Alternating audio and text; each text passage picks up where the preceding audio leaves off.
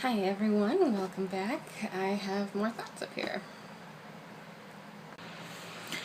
So as I was saying in my first video, I'm mostly going to be discussing atheism on this channel. Sometimes politics that are somewhat related to it, but mostly I'm going to be talking about atheism. And I'm honestly not going to be doing a lot of catch up on bringing you up to speed on the basics of the different ideas that atheists have. Because I don't feel I can really improve upon videos that are already out there. If you want to look into it more, I would suggest sites like The Thinking Atheist, Non-Stamp Collector, Jacqueline Glenn. Dark Matter 2525 is good, but can be very offensive, which in some cases is the way to go, and in other ways sometimes can be a little abrasive. But those are all great sites, and there are plenty more, but just off the top of my head. But what I'm going to be talking about on this channel, are going beyond the basics and elaborating on those ideas and different things that I don't see being discussed. I want to bring the discussion up to the next level. I'm tired of going through all the basics, and I don't think I can do that as well as some of those other people I mentioned. So I will say for this video, there is basic concepts that I think that gets really confused a lot, not just with believers and Christians and all that.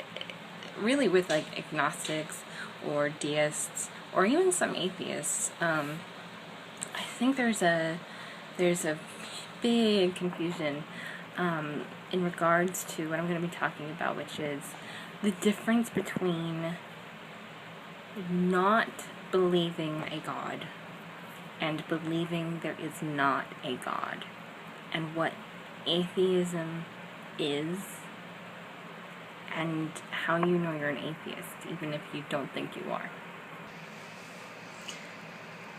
I don't know, I can't honestly say that I truly understand the confusion. I don't want to sound like I'm way smarter than most people. But from my experience, I'm seeing that this is a hard one to stumble through and really like get in your head sometimes. And so maybe all that's needed is a different approach. And one of the best ones that I liked was from Non-Stamp Collector, and he has an analogy of a TV channel being on in your home, and some people just they don't watch a channel. And I'll go ahead and link that in the description. I want to make the analogy of making a bet. And they're not perfect analogies, but just try to follow me where I'm going with it. Think about either a roulette table, or not 3 doors with Monty Hall, but like a ton of doors. And one for each religious position, or non-religious position. So in that framework, the thing is that a religious person or a theist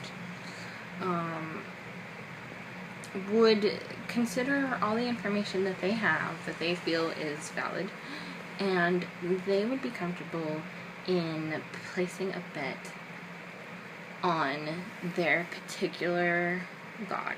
On a roulette table, it would be like a specific number. And in the Monty Hall, it would be a particular door, and they would put their bet on it. And that I would classify as a theist. They're completely comfortable with putting a bet on the table that's specific, because they feel that that's what's right. The tricky part is when you talk about anyone else. So the common perception that I hear from a lot of theists and some agnostics and deists, like I was saying, and even some atheists. The common perception that I get as far as what people think atheists are would be the equivalent of someone putting a bet on a specific door saying they're absolutely sure there is no God. Nothing. And while there are people out there like that, and I would definitely classify them as atheists, but what the thing is that that's not how to describe every atheist. So the first thing to address after theist is the all too common classification of agnostic. What you have to understand about agnostic or agnosticism, all that describes is the position of not knowing. And I know a lot of people would think in this analogy that would be someone that wouldn't pick a door or pick a number at all, or pick a color. That's not what an agnostic is. What an agnostic is someone that doesn't know. So in the Monty Hall analogy, an agnostic is simply anyone that isn't Monty Hall, or the models opening the door, or someone who's rigging the roulette machine. Those are the only people that would not be agnostics. All those theists placing bets on numbers, they don't know. They are agnostic. They are theist, but they are agnostic. Anyone that picks a door that is not religious, they are agnostic, because they don't know. Anyone that doesn't want to place a bet, or doesn't know how to place their bet, they are agnostic. All of those people are agnostic. Like I said, the only people that are not agnostic are Monty Hall, the guy that rigs the roulette table, and maybe the models if they know. That's it. Now let's move to back on the roulette table, the red and black analogy. Let's say black is betting that there is no God, and red is betting that there is a God or gods. So I've already discussed theist, and in this analogy, a theist would definitely be comfortable placing a bet on red, and they would even be probably comfortable placing their bet on a specific number. And then you go to the other side. There are also deists who, while they would not necessarily be comfortable placing a bet on a particular red number, if they were either just having a fun game and they had to choose, or even if gun to the head they just had to pick one that they thought was best with all the information they have, they would at least be swayed to pick red. Not necessarily a number, but red. And that's basically what a deist is in this analogy.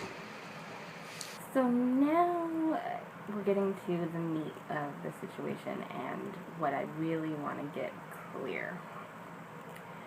And this is where a lot of people get confused, and I really, really hope this analogy makes everything clear. Most people's definition of an atheist in this analogy would be someone that puts their bets on black, either actively or gun to the head, or, I'll just pick one. Try to pick the best one. They would put their bet on black. That's what most people define an atheist as, and they're absolutely right. But here is the tricky thing that I think people have a hard time really grasping. those people that really don't want to put a bet on the table at all. They don't feel like they have enough information, or they're not really swayed one way or the other, or they really just want to like hold off and not assume anything. By the way, I feel that's a very good position. But that is an atheist position. And here's why. You're not putting your bet on red. You are not betting that there is a God. You don't believe there is a God. It's not that you believe there is no God. It's not that you're putting your money on black. But it's the fact that you're not comfortable putting your money on red. That is an atheist.